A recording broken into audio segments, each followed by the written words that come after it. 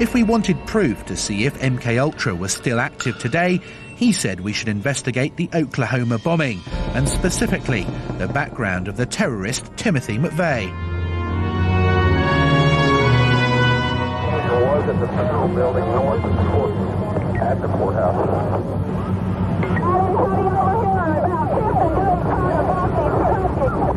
In 1995 in Oklahoma City, ex-Army colleagues Terry Nichols and Tim McVeigh bombed a federal building housing different law enforcement agencies.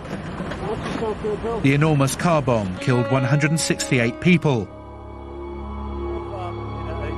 Sheriff's deputy, here he comes. Mr. McVeigh! Mr. McVeigh!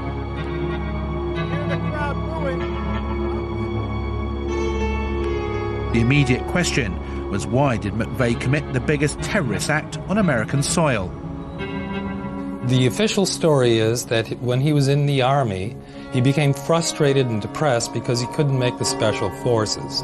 He goes to work at CalSpan, and after a year, he suddenly becomes enraged at the United States government because he believed that he had an implant in his body. Well, what was CalSpan? The company that he was working for was a top-secret microelectronics firm, as a matter of fact, that began at Cornell.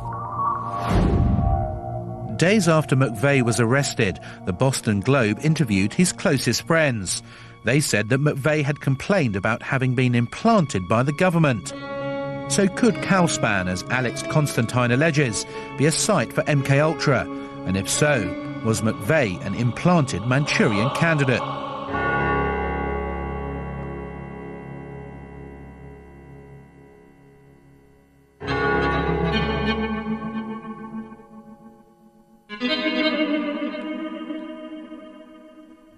The reason for calling a grand jury, this local grand jury that's been in session now for many months, was to determine if there was a wider conspiracy than just McVeigh and Nichols.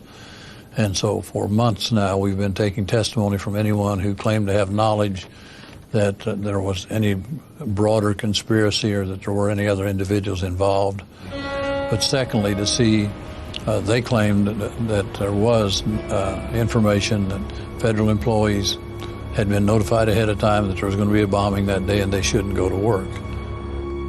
You may be aware that McVeigh claims that an implant was put inside his body. Do you think this is relevant at all to your investigation? No, I'm absolutely unaware that he ever made any such allegation. It would have been literally impossible for this to have happened.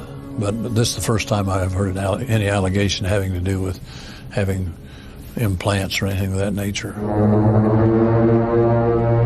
The Oklahoma grand jury are still deliberating the facts of the case before it goes back into open court, where McVeigh's MKUltra links might be finally tested.